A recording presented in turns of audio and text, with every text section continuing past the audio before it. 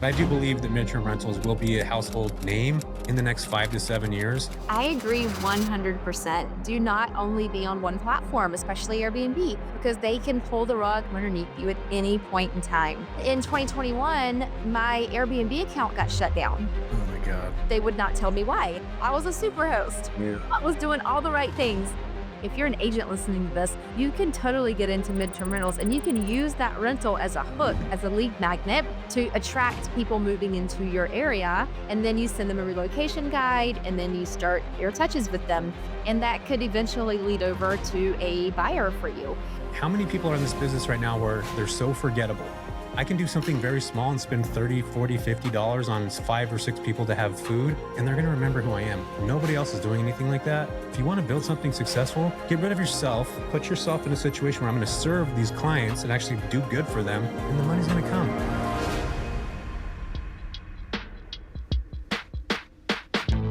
Welcome to the JV Podcast. I'm your host, Jesse Vasquez.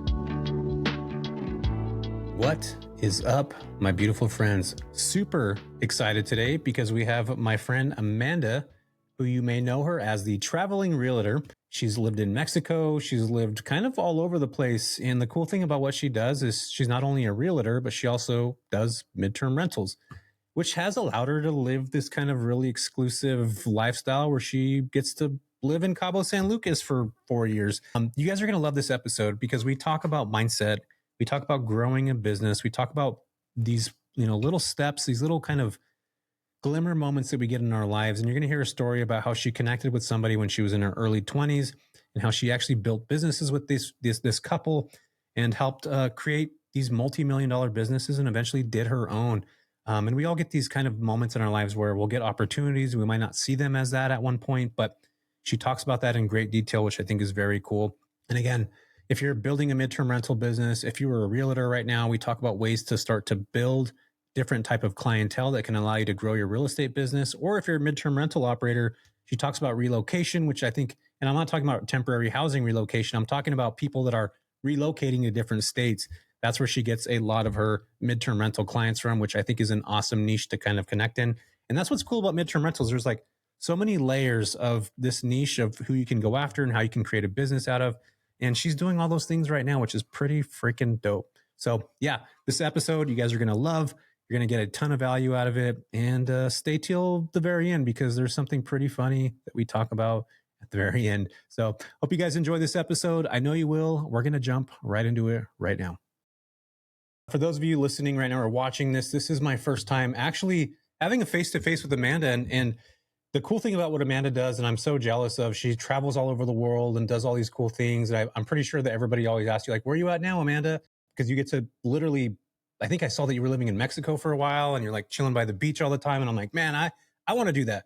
But you're probably working all the time too. I think people don't necessarily realize that. Yes, you probably get to hang out in these cool places and do this cool shit. But at the end of the day, you're working and you get to live a lifestyle. And this is what I really, really think is amazing. And I just started to lean into this recently because I never really traveled or anything. But like you and I both, Amanda, get to live these lives that are extraordinary in a lot of ways because we can go anywhere in the world and work. Like I don't have to be bound. As long as there's internet, like I can go there and you can too. So let's talk about this. Let's talk about your introduction into real estate. And then I kind of want to evolve. And because you do midterm rentals too, which I think is cool.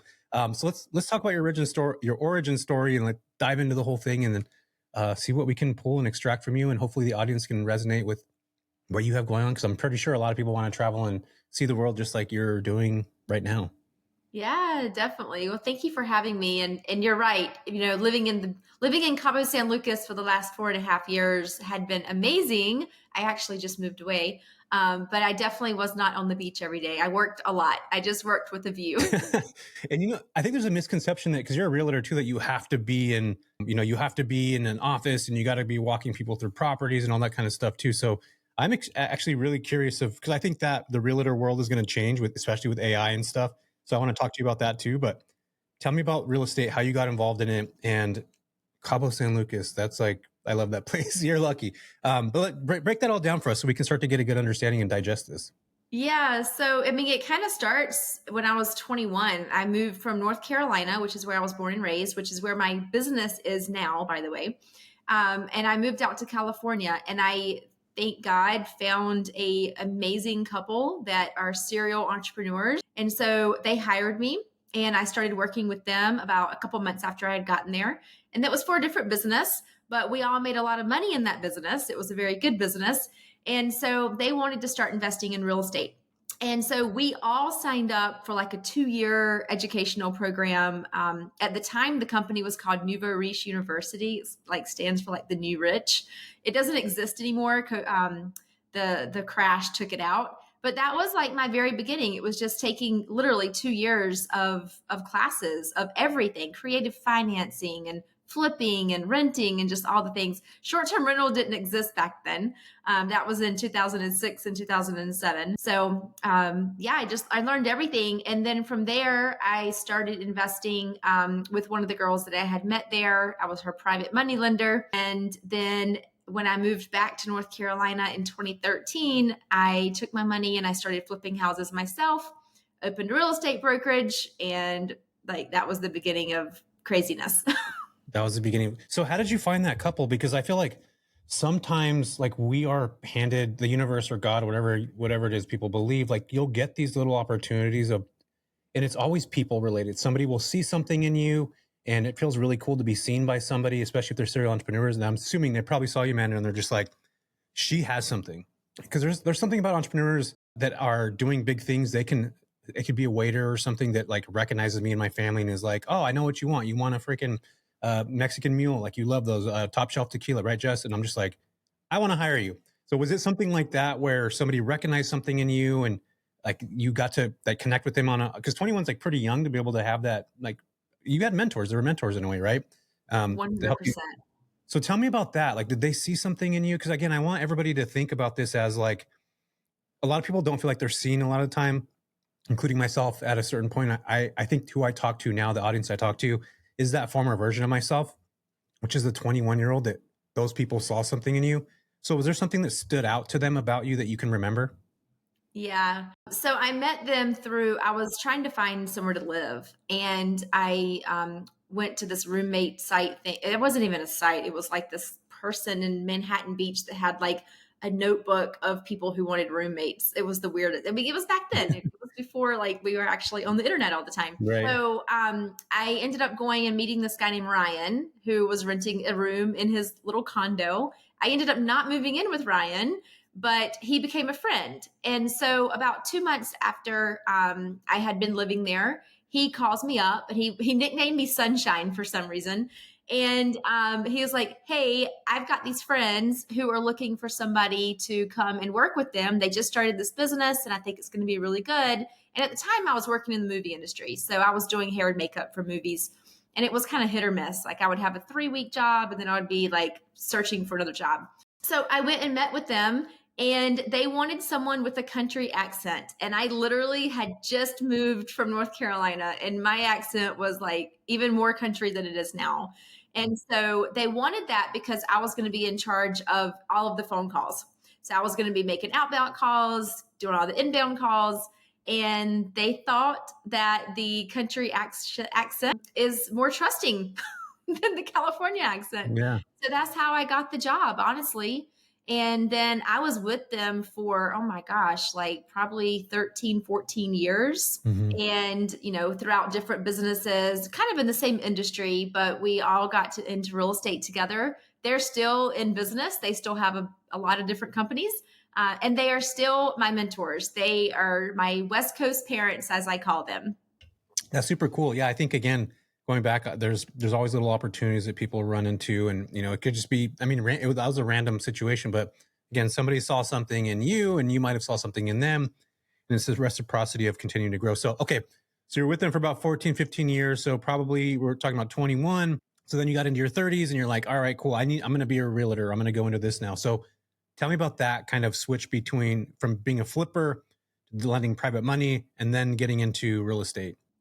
Yeah. So the truth is I went through a life change in 2013 and got divorced and moved from California back to North Carolina. My dad had been fighting cancer on and off for years. And I just wanted to be back in North Carolina. I wanted to be with my family. And so I got back there and then I knew I wanted to flip houses. And one of my good friends had a boutique real estate brokerage there in Cary, North Carolina. And he's like, just get your license. And he does the commercial side. I could do all the residential stuff. And I already knew a lot about investing. And so at the time, he was doing short sales. And so he wanted me to be the one that was going out finding all the short sales. So that's the reason why I got my license. And then fast forward, I started going out to these short sale appointments. And instead of like saying, hey, I'm just going to list your house, I would be like, hey, I got these offers. Like I could do cash and I could do seller financing. And like I was getting super creative with it. Mm-hmm. And so, so that's kind of how the whole thing started. And I was with him for 2 years. I was flipping houses that entire time.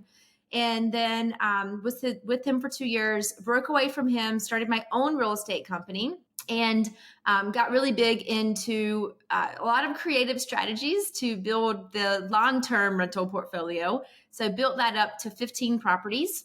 And then again, life happened and had to make another pivot.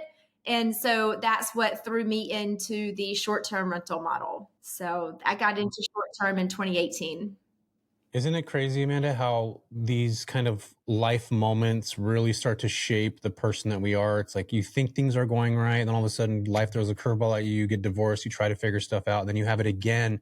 And it's almost like this like rebirth of yourself, of the person that you have to shed in order to become the person that you want to be. Did you have that kind of journey where you started to see like, okay, these life changes are happening to me for a reason, rather than like, a lot of people will live in like this person did this to me, they were awful and they treated me bad, and like people will live with that kind of hate and that this happened to me rather than this happened for me. Did you ever go through a moment like that where you're just like, there's so much shit happening to me, like I'm not supposed to be on this path? Or did you have more of this like mindset of like, I'm glad this happened, I'm living through it, this is the new identity that I'm becoming, this actually shaped the way that I am? Or do you have like a reflection now looking back on that? Yeah. So I am super thankful because when I lived in California for those 9 years, I got really big into personal development. So I took a lot of PSI seminars, classes. I took some Landmark. I read all the books. I followed, Brian Tracy and all the people. So I was already kind of in that mindset. And then I had another coach at the time when this big shift happened to me, who kind of helped me through that as well. And then so that being said, that was before my Tony Robbins year. So I did a year with Tony Robbins in 2023 and just traveled the world with him and all the platinum partners and all of that. But before that, when this happened in 2018 with my dad, which is what pivoted us over to the short-term rental industry. Yeah, I was working with Pete Vargas and Pat Quinn, and I was working on my keynote speech because I wanted to become a public speaker. And so part of that is turning your mess into your message. And I'm good friends with Tim Story as well. And so Tim's like, you're going to turn that into your miracle, right? Turn your mess into your miracle, turn your mess into your message. And everything that happens is 100% happening for us. Like Tony Robbins says, life is happening for you, not to you. And so that has helped me stay out of that victim mentality through everything in life. Like up until, I guess probably for the last, I would say 10 years or so, I've literally had that mentality, and it has gotten me through so many challenging moments. Yeah, that's super freaking awesome. I love, personal development. I think it's something that I continuously work on, and it sounds like something that you do too. I'm super fascinated right now what it's like to travel around with Tony, because like I remember the first time I watched him, he was on it was, I don't know, some infomercial or something. You remember when Jim Carrey came out and Tony Robbins was on that show? It was like A Liar Liar or something like that. And he's like, yes, man. He was it was Yes, Man. You remember that? I remember Yes Man. I don't watch a lot of TV, but I love TV. I love movies. So like I always like quote movies and stuff. But anyway, there's a spot in there where Jim Carrey's like, yeah, he says yes to everything. He can't say no. Like he literally says yes to everything. And Tony Robbins was in there like talking about certain things and like bringing this energy. And I was like, who the hell is Tony Robbins? I looked him up, and the first video that I watched was on YouTube. It was a kid that was probably in his early 20s, and he stood up at a Tony Robbins event. There was a bunch of people in there, and this was like probably maybe like 2010, maybe somewhere around there. And internet, correct me if I'm wrong on this. I know somebody's probably like, Jess, you're wrong. The date's here. It was right after I saw that, but this kid stands up and he's just like, Tony, I'm like wanting to end my life. Like I want to commit suicide. I don't need to be here on this earth anymore. and I don't feel like I'm valuable. And Tony Robbins, like, this was a clip again, it was like 2 minutes long. And you guys go watch this when you get a chance. He was like, he said, it's probably those dumb fucking red shoes you're wearing. And the guy started laughing. And Tony started to reframe the way this guy actually thought. And he started to actually give him the frame that he needed to have, because he needed to get himself out of his own repetition of his own thought pattern. And I'm getting goosebumps right now talking about this because I think it's so powerful. He literally shifted that guy's entire message, his tone. He was really nervous at first. And that second he started to laugh, and I was like, this guy has something that I don't know how to explain it, because you can visibly watch this kid, and I'm saying kid, he was probably like 22, like go from like voice shaking to laughing to like starting to hear Tony. And then he shifted the way he thought. And then he sits down after those 2 minutes, and you can tell like that was the moment he needed to have in order to like start to go in the right direction. And that story always gets me every time, because like I didn't know who Tony was. I didn't understand anything about him. I understood the kid in a way where he's like, I'm just in a position where this is difficult. I can't do this. And he had that same limiting belief that was continuing to run that narrative that we all have to a certain degree. And Tony just shifted it by calling him, saying his red shoes were dorky. Like that was literally it. So I'm curious what that's actually like to, I get to see Pace and like people that I know closely go do things with like Tony and Dean and all these, and they gave me little drops in the bucket of what it's like. But tell me about that, because I'm like really curious now. Yeah, he's an expert at pattern interrupts. So what you're referring to is a clip that a lot of that story is actually on I'm Not Your Guru. So if you look on Netflix, there's a Tony Robbins documentary. And it's called I'm Not Your Guru, Guru. And that is all about one of his events called Date with Destiny. He does it once a year. And so the last one I was at, that guy with the red shoes came on to Zoom in front of all of us and checked in with us to let us know how he was doing. And it had been years since that happened. He had not had any more suicidal thoughts after that. Mm-hmm. Wow, that's pretty awesome. Yeah, Tony's never lost anyone to suicide, by the way. Anyone that he's worked with like that, they've never committed suicide. Yeah, that's freaking awesome. So what's it like traveling with them? Like, what is it like going to the, meeting all those people in that group? And I'm assuming it's probably pretty damn expensive to get in there. So like, what is that actually like? What did that year do for you? Yeah. So that year started when I left a 10-year relationship. So I just kind of dove into a lot of personal development, and I knew that I had to surround myself with people who were going to lift me up and keep my mindset right. And so that's exactly what I did. So all of 2023, I literally like packed all my stuff and packed a suitcase and set out to Africa. And that was the first trip. And so from there, I didn't have a location. I literally just went from country to country to country, following Tony's events. And also, so every 3 weeks, there's some type of event, whether that is a live event or a virtual event. And for all of the virtual events, those were actually a lot of fun, because the platinum partners, we would have these like little house parties where we would we would all watch the event together on, online. And it was so much fun. So I would just go to, London or Portugal or wherever and do these house parties for all of these events with other plats.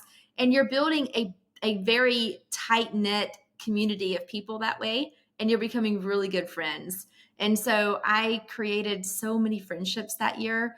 So what the platinum partnership is it's literally every event that Tony does and everything that he does for an entire year. And so he's not at all of the events. There's some that, he's there for one day, and then there's some that he leads the entire time. So it just kind of depends, but it was a great experience. It definitely, it rewires you when you just completely just like submerge yourself into his content. Yeah, no, totally. I think, again, he was the first guy that I listened to where I'm just like, man, this guy, talks about energy, and he talks about, reciprocity and getting in flow states and like all that stuff before. Now it's like everybody talks about it, right? But Tony was talking about that, and that dude's been doing that for like 40 years, I think. I don't remember exact time frame, but, and I think he hung out with like, what's that dude's name? The Maxwell guy, John Maxwell. Is that him? I don't remember. Was that his mentor? I don't remember who his mentors were, but I remember just like thinking like, man, he got to spend time with these guys, and like he's got this knowledge and this understanding, and kind of like the first self-help books that were around at that time. And yeah, I'm always just curious about what that actually looks like. I have a friend that's in one of those groups, and it's cool to hear him talk about how he like goes place. He does kind of the same thing. He had viewing parties, like come check it out, come hang out. Or, we're gonna have 20 people over at my house. We're gonna be watching this. He lives in LA, and everybody would go out there and check it out. So that's pretty awesome. All right, cool. I want to dive into this. So I'm glad that you have that self development piece. I think that's such a big part of any entrepreneur's journey. I think everybody should eventually go down that path, whether that's therapy, whether that is, Tony Robbins, whatever it is. I think that is such a big piece of success. And not only that, but you're getting to learn from other people that are 5 steps ahead of you, that are maybe 2 steps below you. And that there's this level of this communal experience that you get by being in communities like that. And it's so cool that you got a chance to see that. So, okay, let's go back to the real estate stuff. I'm sorry, I threw everything off by getting sidetracked with Tony here. Okay, so you left. So you were traveling, you were still doing all that stuff in 2023.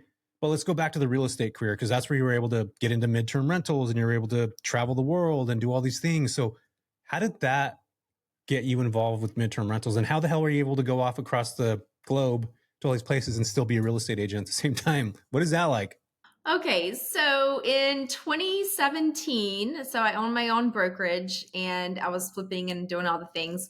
At that point, I partnered my real estate firm with a larger international firm that was going to allow me to just kind of go global. So I knew I wanted to travel, I knew I wanted to do real estate, but I wasn't quite sure how to do it. So that's where the Traveling Realtors was born. And when I first came up with the whole concept, I was going to do a podcast. I was going to interview people who traveled, who were real estate agents, because I wanted to learn how to do that. I am so busy. I'm an agent. I am a flipper. Like, I have all these properties. How do people do all this and still travel? So that was the intention of it. Obviously, it's grown a lot since then, and I never actually did the podcast, but that's kind of where it started. And then, so fast forward to 2018, my dad got sick. And so I ended up taking him down to Mexico for some alternative cancer therapy treatment. So that's when we threw our personal house onto Airbnb. And that was the beginning of that journey. And so we revved up really quick from there. Like, instead of selling the houses that we were flipping, we kept them. We did cash out refis. We bought a couple other ones on owner finance terms. And then we started really revving up and we started doing rental arbitrage because we ran out of money. So that's kind of that path. And then in 2019, I had an opportunity to go out to LA. I had a couple of people who joined my organization with our company, and they wanted to build LA. And I was like, let's go. So I went out to LA. The transition, if there's realtors on here, like, how did you do this? I slowly transitioned my agents that were working with me already in the Raleigh area into all of my conversations with my clients. So my clients, most of them, I would say like 70% of them were investors. So I just transitioned them in. I would start copying them on the emails. I would start having them do the showings. And then eventually my agents just kind of took over those clients. And I had a referral agreement, obviously, in place for that. So if my clients, or they're still my clients, right? So they're still going to be purchasing property. So I get those referral fees coming in for any of my investors. So that's how I transitioned out. And fast forward to today, I have not sold a house in 5 years. And I'm super happy about that. I personally don't sell houses anymore. I refer all of the business out to our agents all over the place. Yeah. So was that a tough kind of thing to change from going from, because you were, I'm assuming, showing houses all the time.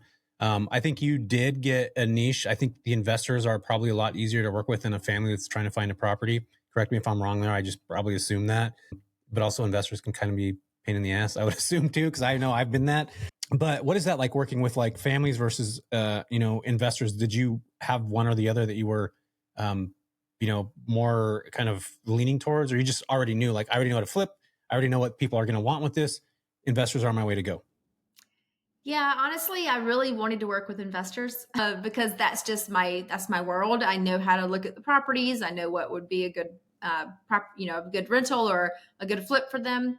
So that was kind of my bread and butter. The other people came from referrals. A lot of Mhm. referrals came actually from those investors that I was working with, just for, their friends and family wanting to buy and sell houses as well, which I was fine with. That was fine. But yeah, I definitely preferred working with the investor community. I felt like it was easier because I already knew a lot about that industry, and the emotion really wasn't there. This is it. These are the facts. I'm more into like, this is the bottom line type of stuff anyway. So they fit my personality.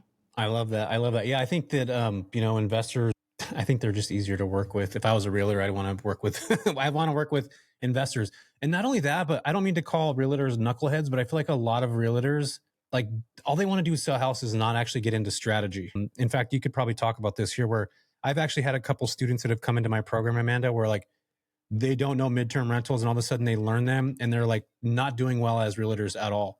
And they learn them, they get their first one, they learn it, and they know what properties to go after. There's this woman named Rebecca Lynn that's been in my program. She went from selling like one house over 3 years to being like one of the top realtors in the Phoenix market, like in a year, just like that, because she learned a specific, niche and then just went all in on that. And I'm just thinking, like, why don't more realtors do stuff like that? I feel like it's such a way to learn about how to, grab clients. And especially if you're doing it on your own, you can show proof of concept. You're attached to a brokerage already. That's where you start to do referrals with other people. She got on the internet and started recording what she did, documenting it. And she's Asian. So like she got all that Asian community in Phoenix. Like that's all she does. She just works with those clients.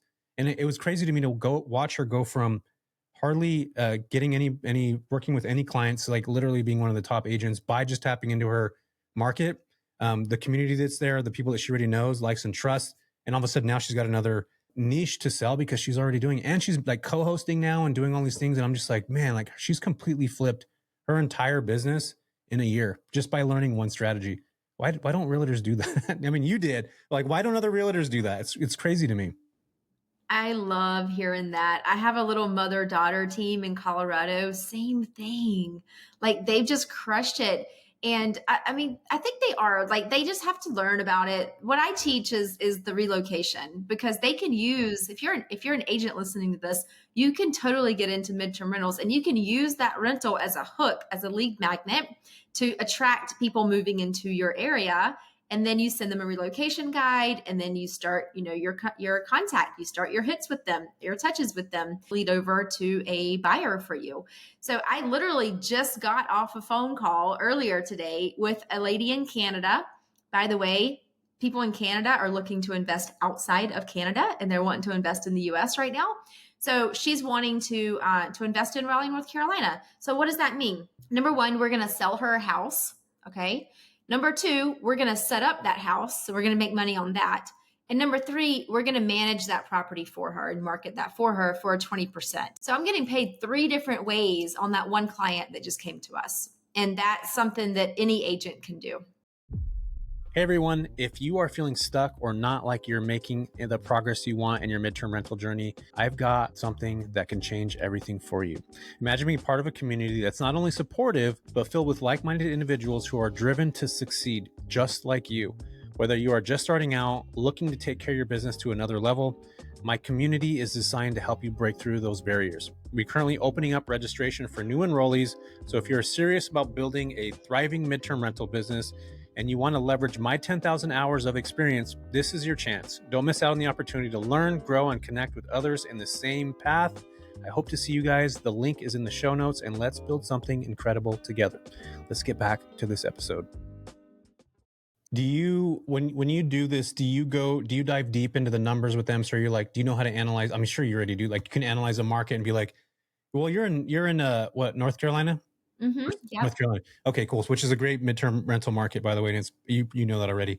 So do you go in with numbers and you're just like, we know this would do well. We have 20% travel nurses here. We have relocation. Like you start to break down what that actually looks like for them, what their cash on cash return rates are going to look like at a $350 $1,000 property or 500, and then you start to. I think you just said something earlier, which is touch points, because not everybody, like eventually everything, like with real estate, especially realtors, it's kind of the same as what we do with contracts and stuff, where everything I do today will pay me back in 6 months or maybe even a year. So it's like you have to give yourself this like long roadway to continue to nurture a relationship that will eventually become a little bit more. that's where most people would just like give up because they want that instant gratification of getting something done right away. But in reality, like the people that win have that long winded kind of mindset where they know, Amanda, if I meet you today and you're a client, potential client, in hopefully 6 months, you turn and we end up selling your property. That leads you into another deal. And then even 2 years down the line, you might, maybe they're friend. And then, so it becomes this whole thing. And it's all relationship based. So do you feel like a lot of people want that quick kind of get rich quick thing, or they're like, the people that are actually winning have more of that long duration, long roadway mentality? I feel like the people I'm working with are more of a long roadway because I will smash the get rich quick thing in a Yeah, minute, and I'll also smash the passive income thing in a minute. I agree to that. This is leveraged income.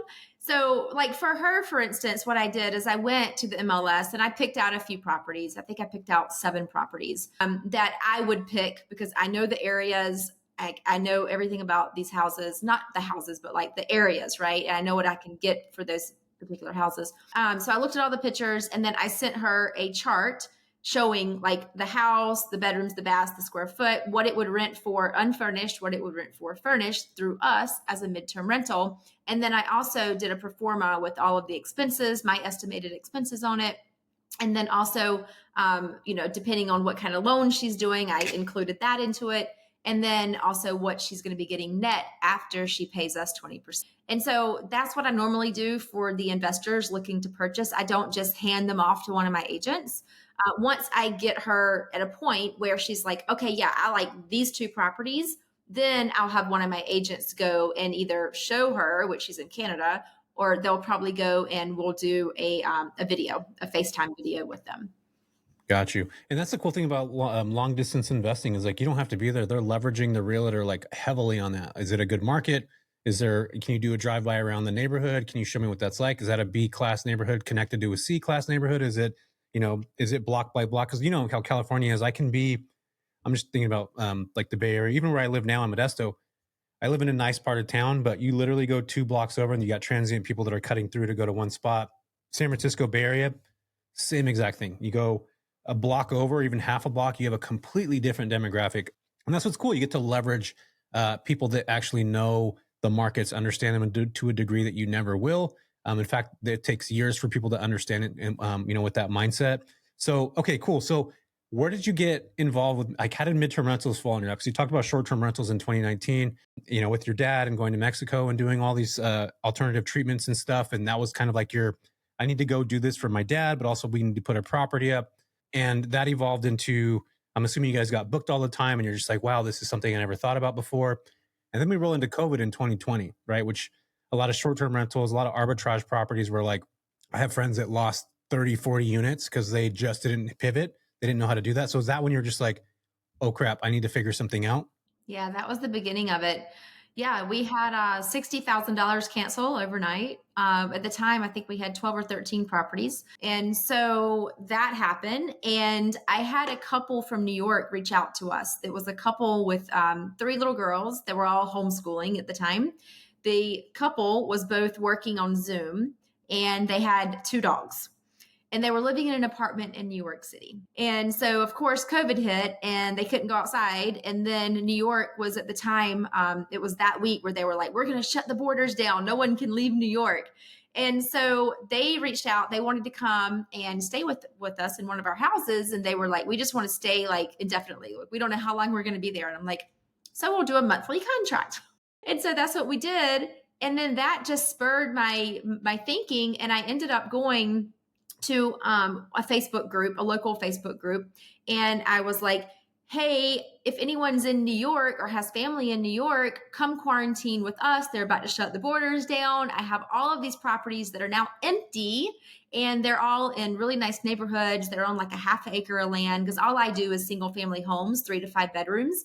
And so I started saying like, come quarantine with us and building this little campaign around that.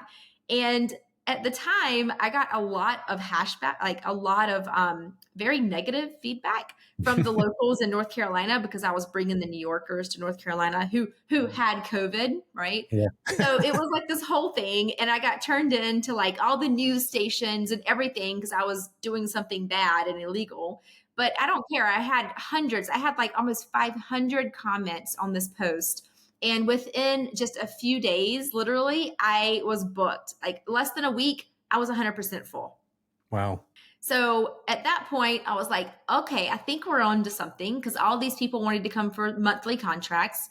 And then we were kind of messing around with that all through COVID at the time. Then we moved to Mexico. We moved to Mexico 3 months after COVID hit. So all of our properties were full. We were like, let's go to Mexico. So we went to Mexico.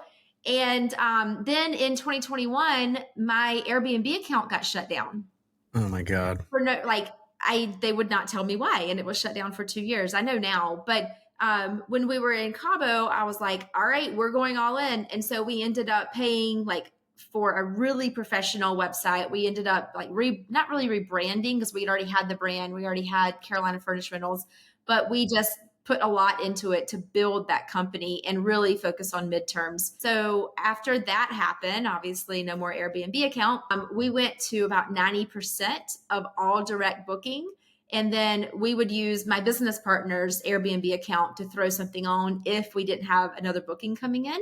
And so that's how we did it for years. And I just got my Airbnb account back last December. So why'd they shut you down? Was it just because you had your own website? You were doing your own thing? Were you trying to pull people off the platform? How did you get busted?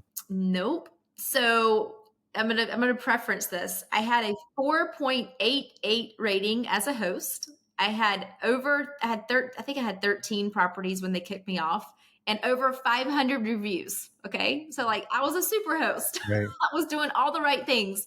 So I added a co-host to my account who was my cleaner at the time. And my cleaner had a felony from 20 years ago that I didn't know about. No one knew about. And so instead of Airbnb coming to me and saying, hey, you can't have this person as a co-host on your account, they just shut my account down. That's freaking wild. You know what's crazy about that? I created a YouTube video probably about maybe a month ago. And for those of you who haven't watched it, go watch it. I actually had one ID. I created 4 different accounts, Amanda, with my one ID, different faces, different names for each one. And I went and stayed at properties under these different names. Airbnb doesn't even background check the clients that stay at properties, but yet they're background checking who you have as a co-host. Like, are you serious? That's freaking wild to me. And it's crazy to me too, that like, you know, as a midterm rental operator, like you're in North Carolina, but you've been in California. If somebody stays at a property here for 2 days and they decide to squat, like you can't do anything about it in San Francisco or the Bay Area. Like they're not background checking people that are coming through. That is freaking scary to me. I have no control of my business if that's what's actually happening. And to me, I like to be in control of stuff. I'm one of those control freaks. I need to know what's happening in my business. I need to know how it's operating. And if there's restrictions that are happening with Airbnb, I'm not going to be able to run my business conducively. And not only that, but I'm not actually in control. We're just like Mark Simpson says this, and I love it. He's like, if you have properties that are Airbnb, you know, that are on Airbnb, you're just an employee of Brian Chesky. So freaking true. Like we don't own the platform. It's the biggest marketing platform on the planet.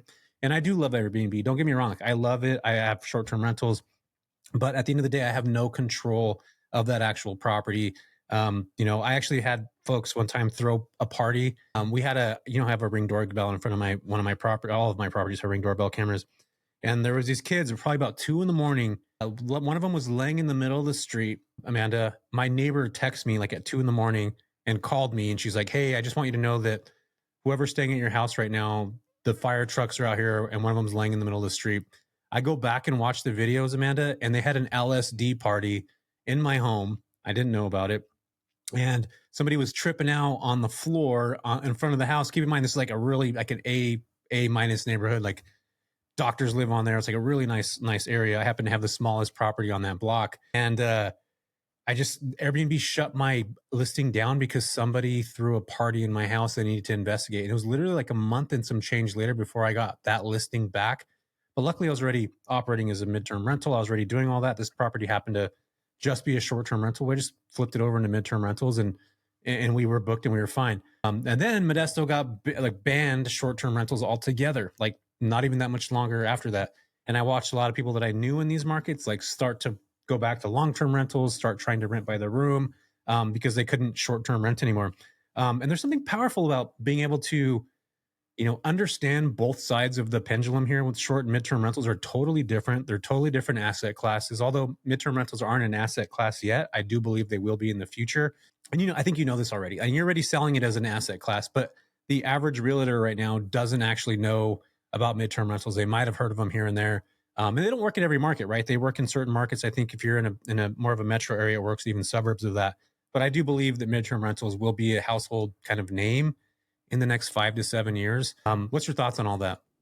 I agree 100%. I mean, at this point, now that I have my account back and I know why I was kicked off Airbnb, I am shouting from the rooftops, like, do not only be on one platform, especially Airbnb, because they can pull the rug out from underneath you at any point in time.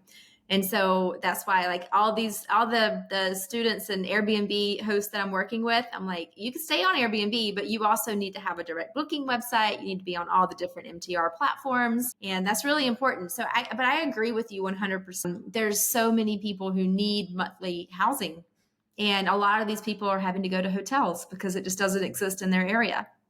Yeah, and who the hell wants to stay in a freaking 300 square foot stinky ass hotel? I mean, the nice ones are like, $250 a night. So, and you get a discount. Maybe it's 20, 30%, still puts you down to 190, 180. You do that times, 30 nights. That's a pretty expensive stay. When you can get into a space, it's a lot cheaper. So what are the type of clients that you're working with, in North Carolina when it comes to midterm rentals? How do you find them? What is that like in that market for you?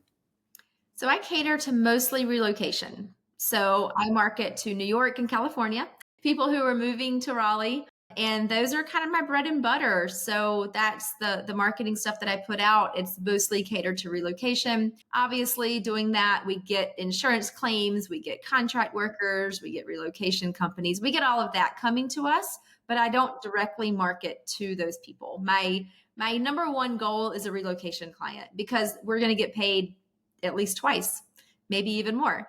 Because if they're moving from California, they're going to sell their multi-million-dollar home, and we're going to be able to put them in a home plus buy a couple of investment properties that we'll probably manage for them as midterm rentals. And so that's like a pregnant a pregnant renter, right? A pregnant guest, because they're coming and they're going to buy a house with us, they're going to buy 2 rental properties with us, plus we're going to manage those 2 properties for them and set them up. So that is my main clientele. And I'm doing marketing.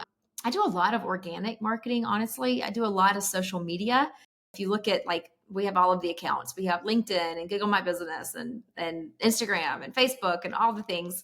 And so that's really how I'm doing it. And then we're doing blogs. We haven't started running Google ads yet. We kind of haven't had to. So if I spend any money at all, I spend just a tiny bit, maybe a few $100s on Facebook ads.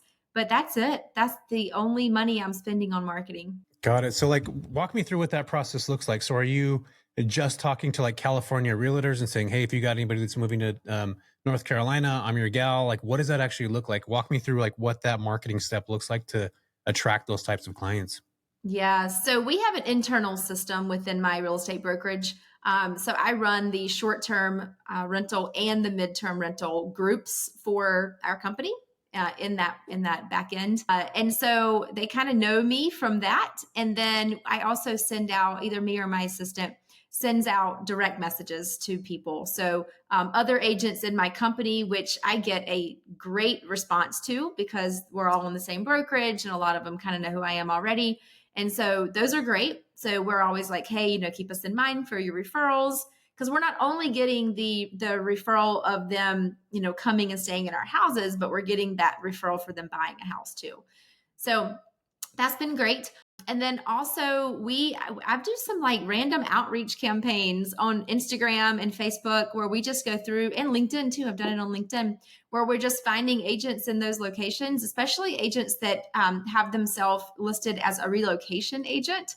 Mm-hmm. And then we'll reach out and start building relationships with them as well. So it's a lot of grunt work, yeah. But over the years, like, we've built those relationships and it's been great.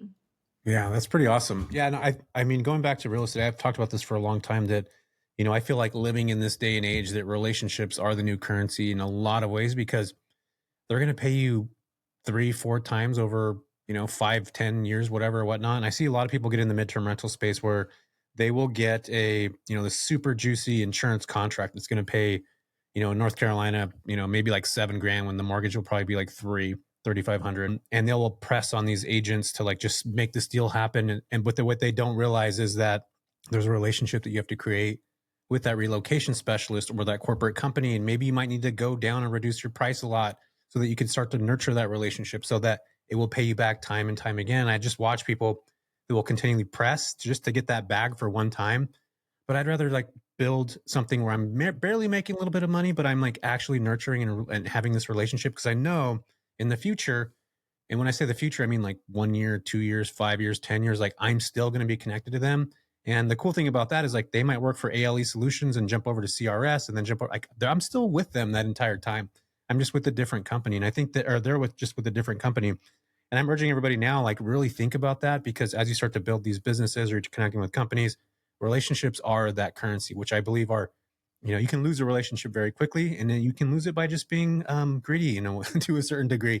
So I'd rather build something and have that relationship be the first thing that's being built rather than, the dollar amount that I'm only going to get one time. What's your thoughts on something like that? Do you kind of operate the same way as well? Or are you kind of like, I'll get the bag and the relationship? No, the relationship's super important. I'm curious, when you're building these relationships, I've often thought, like, I wonder if we could send them something, like send them a thank you or flowers or candy or something. Have you ever done that? 100%. I do it all the time. That was my so I worked for a hospital. I worked in a business development, which is like a fancy way of saying sales rep for a home health and hospice agency. And my job for 20 years, Amanda, I went into hospitals, I talked to case managers, and I literally was like a professional Starbucks delivery driver. I'd go there and say, kind of the same thing you probably do with some of your clients, where you go and you drop off stuff and you say, hey, I'm just so excited to be here with you guys. If you have any clients or patients that are going home, I'd love to be able to help you. Can I set up an in service and talk to you about what I do and how our company can help you? So I was just like a delivery driver of gifts and things and all that stuff. I took that exact same concept that I did for 20 years in the business development side for a home health and hospital agency. And I started just to apply that to what I'm doing here. So yeah, I got on a phone call with a company called AMN Healthcare, and there was a dude named Michael. This was back in 2015, and we sent him food. We had food delivered to them. We had a conference call, and this was on Skype. You remember Skype, like back in the day? I sat on the screen just like this and was on Skype. And back then, my TV, I had a Sony TV that actually had Skype attached to it. So I did a Skype call while I was sitting on my couch, and the entire office of AMN Healthcare was watching me talk about housing and all this stuff, and we just sent them food. So I still do that now. We have this beautiful thing called DoorDash and Uber Eats, where I can literally talk to somebody right now and call, order Panera and say, hey, Miss Smith, I love talking to you. I appreciate you spending 3 minutes with me. Who's sitting next to you right now? Do you happen to know their names? I would love to be able to send you guys Panera right now. What's your favorite sandwich? And she'll say, yeah, Eva's sitting next to me. So-and-so sitting next to me. Cool. Guess what I'm going to do now? Go on LinkedIn, find them, add them, order them food, and then come back with a follow-up question. So yeah, I think that I know you can send people stuff. And not only that, but like how many people are in this business right now where they're so forgettable? I can do something very small and spend 30, 40, $50 on 5 or 6 people to have food, half sandwiches, and they're going to remember who I am. Nobody else is doing anything like that. And I think it's really important to think about business in a way where you're going to have to give, you have to give to get. Like, you might have to talk to them 5 or 6 or 7 times, but in the future, if you're very connected with wanting to be an extension of what they're doing, making their jobs easier, you're going to get business. If you're really thoughtful and like, I'm actually curating something that's going to be helpful for them, more of that servitude mindset, you're going to get business. And so many people are just like me, like that. I'm going back to a movie, Finding Nemo, when those little birds are like me, or Mike, or whatever they're doing. Like everybody's just like, I just for me. But it's like, dude, if you want to build something successful, get rid of yourself, put yourself in a situation where I'm going to serve these clients and actually do good for them. And the money's going to come. Like it will come, but you just have to be, super thoughtful and how can I serve rather than take? And I believe that's what happened for me, like how I was able to build my business. There was a shift that happened for me. Did you ever have any shifts like that were like, I can't be so focused on this and now I need to maybe focus on like actually being of service, or did you just always have that in you? Hmm. I haven't really thought about that. I've always known that relationships are number one with all of this, but I guess the shift might be happening more so right now. Like, because I've been thinking about this with all of these different people that we've been working with, especially with the temporary housing agencies, because we've been doing a lot more of that actually the last few months. So that's kind of where that came from. And then now with my students, I'm trying, I'm helping them kind of get in with these, but I'm like, how do I do that? And I've been building these relationships for years. And then how do I get my students in with these people? And so I'm just trying to kind of brainstorm around that right now with my chat GPT and figure out, different ways for them to be able to get in a little bit quicker and easier than I did. Yeah, I think the thing with that is like, and I've watched this over the years because I started teaching other people in 2020. Not everybody has that business rejection mindset. They'll see me talk or you talk about midterm rentals and corporate companies and building relationships, and they're just like, that sounds freaking awesome. I want to make $3,000 from one door. But they don't realize you got to pick up the phone, you got to dial people, you got to follow up. It's sales. At the end of the day, like everything we do comes back to sales. This especially is 100% sales based. Like you have to have that mentality of somebody's going to hang up on you and not give a shit about what you're selling. Somebody's going to be like, sorry, dude, I don't have time for this, and hang up on you. And you have to just be able to be like, cool, I'm going to dial you again next week. And you know that you're a realtor. You're used to rejection. It probably happened to you a billion times. And there's something powerful about rejection. I remember, Amanda, when I was having some really shitty months when I worked in healthcare, like I started in 2004 as a delivery driver, moved up to a sales rep over about a year. And I remember I would go to church in the morning and I would literally pray. I grew up Catholic. I would go to the little altar and I'd put my knees down and I'd just be like, please God, let me get some referrals today. All I need is one doctor to actually pay attention to me, to see me. And I'd, dip my hand in the water, walk out. And it's because I would get rejected so much. I needed to get used to that. And I would go to like pray so that if I did get rejected, that I would be able to get through it. But really knowing that I can do that myself. Like I can have somebody say, I don't want anything to do with you, or a doctor with a clipboard that wouldn't even look at me, Amanda. So I like learned this, like if I didn't do that job, I wouldn't be doing this. But that rejection taught me so much because it allowed me to see that no's and like not now, or we work with another company is not actually like, that's actually not a bad thing. There's other ways that you can weave and how you can actually create value and how you can actually be of service. And maybe those companies are doing something cool, or maybe that person that they work with is doing something cool. What is that? How can I do something better? How can I put myself in the same wavelength? What are they doing different? Do they have a connection in a certain way? So it's like you start to see these things in a different way. And you don't necessarily look at it as like a no. It's like maybe not now, or maybe there's another way. And I think that's a powerful position to be in. And I always tell my kids, like, I have a daughter that's 21 right now. She's down here on spring break. Luckily, she comes to hang out with her dad and her mom instead of going to freaking Cabo. So I think she likes us. But I always tell her, like, get used to rejection, get in sales. She actually works for me in the sales side now. Like, I want her to get used to what that feels like. She's going to be a CPA. There's going to be people that she works with that aren't going to be happy with her. She's going to have to do sales to a certain degree. And that is by far one of the most important skills I've learned in my entire lifetime. What do you feel is like a skill that you learned? I mean, you talked about those people connecting with you very early on.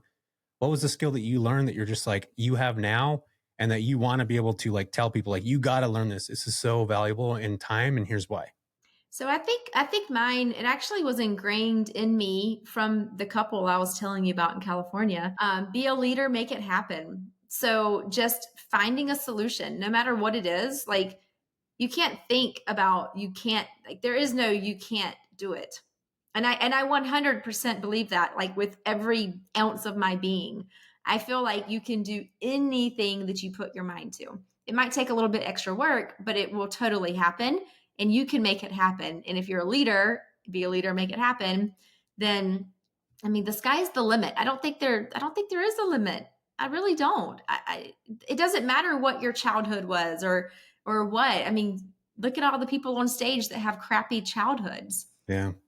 Yeah, no, I'm totally with you on that. And I think those stories and that life sometimes builds character so that you could do cool things and help that person that you were eventually, that you were at one specific time. What piece of advice would you give to somebody right now that's like, I'm just getting into midterm rentals. I'm trying to figure this out. I, want to build this into a career. Or I want to turn it into, I hate saying side hustle because like, I think that the reality is most people want that to be an exit strategy, and people say side hustle all the time. It's like, for me, it's like, that's an actual exit strategy. But we'll use side hustle for now. What would you tell somebody that's like, I'm getting into this, whether I'm an arbitrage or maybe I have a house that I'm going to want to use? Like, what would be the piece of advice that you'd give them getting into the midterm rental space? I'd say first off, do your research, right? So there's tons and tons of ways to do your research. Look on Zillow. I mean, that's the easiest thing. Look on Zillow and see what's in your area as far as furnished, short-term rentals, all of that. That is like my number one place that I go when someone's like, oh, I have this house. I'm like, well, let me just look it up real quick. And that's a go-to. So that'll kind of give you an idea. And then also do some research and use Chat GPT. If you're not using Chat GPT, you're missing out. It can tell you so much information, especially now with the deep research mode. That's just like mind-blowing stuff that it's doing. And so I would say kind of start there. Get an idea. Is it even feasible in your area? If you're in a vacation town and everyone who owns in that town this is their second home, you're probably not going to do very well in midterm rentals, my personal opinion. But maybe you should keep that into a short-term rental market, right? So I think, do your research, find someone doing what you want to do. Find someone who is actually going towards the niche that you want to. Maybe it's you, Jesse, because you focus mostly on insurance, right? Or maybe it's me, I focus on relocation, or maybe it's Noble Crawford, he focuses on military housing. So there's all different types of educators in this space that focus on one thing. And I think just figuring out like, what is your one thing? And then just go all in. Go all in on that one thing and niche yourself out, because that's where you're going to stand out from everyone else. Yeah, I'm with you on that. I feel like there's shiny object syndrome with a lot of people getting into a space. And I realize this more and more now. Like, I think a lot of people, you probably get people that DM you, they're like, Amanda, I want to do this. Like, this is the one thing that I want to do. And they actually have a good idea, but they just need somebody that's already doing what they want to do to validate them. It's like they want to be seen and heard because maybe their family doesn't believe in them. Their spouse or significant other is just like, this is a stupid idea. Who's going to want it? Why would a nurse want to stay in North Carolina in a house? Like, people have that. And I think it's so important to seek out those people. And it's crazy. Like, you can listen to Amanda or even myself or like some other people. You DM them on Instagram or on Facebook or whatever, or on LinkedIn, and guess like they're going to message you back. And I think that's really cool. Not everybody's going to do that, but a lot of people will. I'm sure you probably do, because that's how you build your client base and that's how you connect. And I think that right there, if there's somebody listening to this now and they're just like, man, I want to do this, what Amanda's doing. I want to get myself in a position that I can, maybe I'm a realtor now and I want to work on this relocation stuff and I want to do that too. Send her a note. Like, I can almost guarantee you, she'll probably respond to you in probably less than 24 hours and give you validity to what your idea is or what your thought process is, or somebody that's been there and done that already. This is what's so cool about living in this century now, that we have access to people, podcasts like this, YouTube, like we can learn literally anything. And it's just, again, like we need to validify what our ideas are sometimes by the person that's actually doing it. And that's a powerful position to be in. Absolutely. Yeah. Totally. We're to the part of the episode right now, Amanda, where I usually do a rapid fire stuff. So are you cool with that right now? I'm gonna think of some things in my head and just ask you a couple of them right away. Are you down with that? Sure, let's go. Okay, cool. What is the most Florida thing you've ever seen while traveling? Florida thing? Yeah. What's the most Florida thing you've ever seen? Like people in Florida are kind of nuts. Sorry, everybody out there that's listening to this in Florida. But do you know what I mean by when I say what's the most Florida thing you've ever seen while traveling? Does that make sense to you at all? When I think about that, I think about the crazy drivers honking all the time that drive me insane. Yeah. What do you have any thought process on that? Like you've seen while traveling, just crazy people honking at you? Yeah, just honking all the time. Like there's nowhere to go in front of you and you're just honking. There's no point of honking your horn. That sounds like a San Francisco and Los Angeles and San Diego, actually all of California thing too. All right, it's a big thing in Miami. I mean, I was just in Miami and I was just like, what is wrong with these people? Maybe they all came down from New York. I don't know. They might have. Have you ever sold a house? Well, there's ghosts in it. Be honest, like it was haunted. No, I don't know. No, never a house that had ghosts. I never sold it. If real estate were an animal, what would it be and why? Oh goodness. I'm thinking of maybe like a rabbit, because it's always like up and down, up and down. That is Or maybe that's an entrepreneur life. I don't know. Oh my God. All right. I got another one. If you were stranded in a tiny village and you can only bring one of these items, Wi-Fi, wine, or a weatherman, what would that be? Probably a weatherman. No. I don't need a weatherman. No. I just want good weather, but I want Wi-Fi. I just don't like to be cold. You just want it not to be cold. I love that. Okay. Last one. If you were to start a real estate business on Mars, who would be your first 3 hires? Oh, on Mars, a farmer to plant trees. Oh my God, you're thinking ahead. I love this. I don't know, someone who can make some water situation, some Yes. ponds or something, and a builder to build some houses. Oh my God, there you go. Amanda has said it all, my friends. She is doing all the stuff. I'm actually like, before we get out of here, I'm so curious what it's like to actually live in Cabo, like, because it's such a cool place to go. I never thought about living there, but was it like, what is it like living in Cabo? Like, did you have a really good time there? Would you be there full time if you wanted to? I mean, you did. You lived there for what, 4 years? But like, if you, well, what is it like? I'm curious. It's beautiful. It's wonderful. It's amazing. Like now that I'm back in the United States, so I'm in Austin, Texas now. I've been here Mhm. for about 2.5 months. I am now appreciating being back in America because, like, I have paved roads and my Yeah. phone works and I'm not internet's not dropping. But living in Cabo, it was great. I had a wonderful group of friends. We were all expats. We had all Mhm. moved there from either US or Canada, and we did a lot of outdoorsy stuff. So there's a lot of hiking. There's a lot of, going to the beach, going snorkeling. There within Cabo, you can drive like an hour up north and you could go to like the East Cape and you could just be out in like the raw Baja.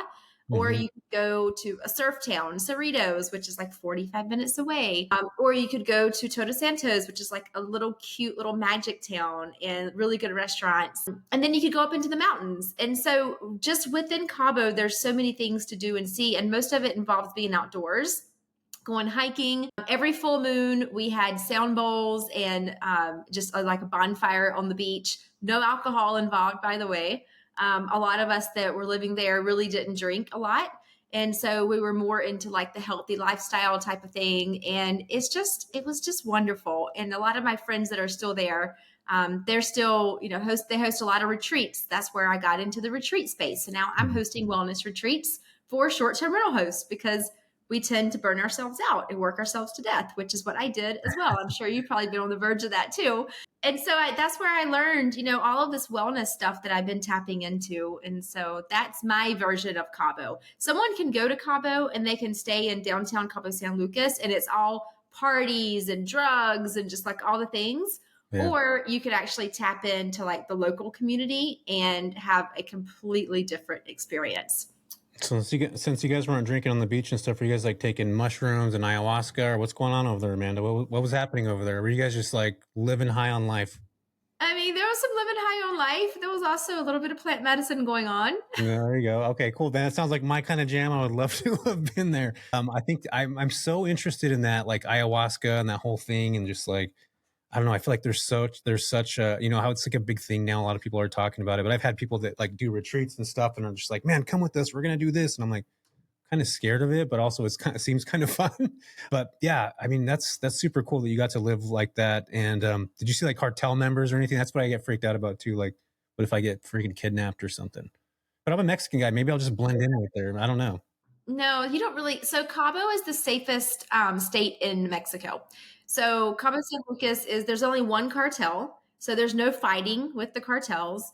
And that cartel is they're very strict with the Yeah. locals, meaning that you are not allowed, if you're a Mexican resident there and you mess with a tourist, then you're in trouble.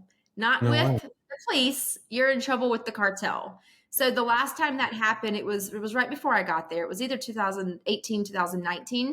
A local had done something to a tourist. I don't know exactly the details, but it was bad. And it got to the news. And so I don't know if I should say this on your podcast, but the cartel hung this guy from the bridge with a sign that said, "This is what happens when you mess with the tourist." Wow. Because if the tourists don't come to Cabo, then they have no way to sell their drugs.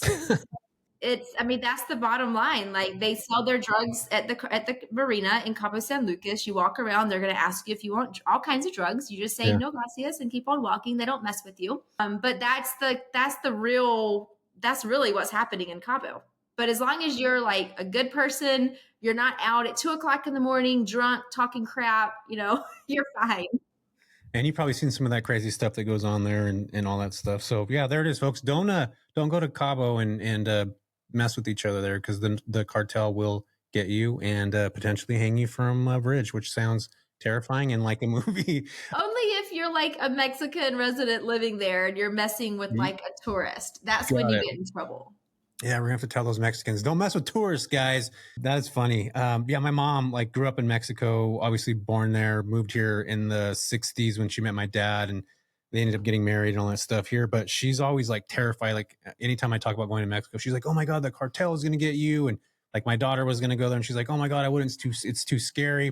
I'm like, "Mom, you lived there for 19 years of your life." And yeah, but she's in her 70s now, but she's like, "Yeah, but it's different now." And it's just because of news. I think the news like scares people of that generation to like the most maximum levels possible. And I always tell her that, but she doesn't listen to me. So what am I going Yeah, to do, the Amanda? media will scare anyone. I can't even tell you the last time I watched the news. I don't watch the news. Yeah, me too. And yeah, I mean, yes, there are definitely parts of Mexico that are super shady. Like I wouldn't go, but Yeah. me as like a single white girl, I am in Cabo, driving my own car, going hiking by myself, walking the streets downtown by myself in areas that you're like, what? Where are you? But I feel 100% safe there. That's super awesome. So yeah, there it is, folks. Go to Cabo. Amanda, where can anybody go if they want to connect with you, if they want to learn more about what you do, your services? Where can they go find you at?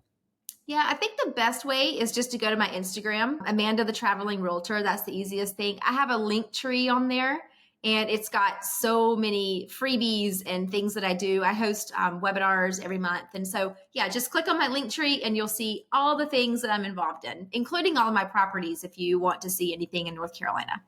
That's super dope. Yeah, connect with her out, and it doesn't matter where you guys are. Any realtors, anybody that's interested in her services, connect with her.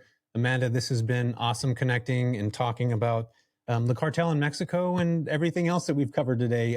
If you're going to Mars, we need a farmer, somebody that can turn maybe urine into water. That would be good, right? Like NASA does that. And then maybe take Elon Musk with you out there to Mars too. Maybe we'll add that one on there. Amanda, it's been awesome talking to you. Appreciate it. And we'll see you guys in the next one. Thanks, Amanda. Thank you. Bye-bye.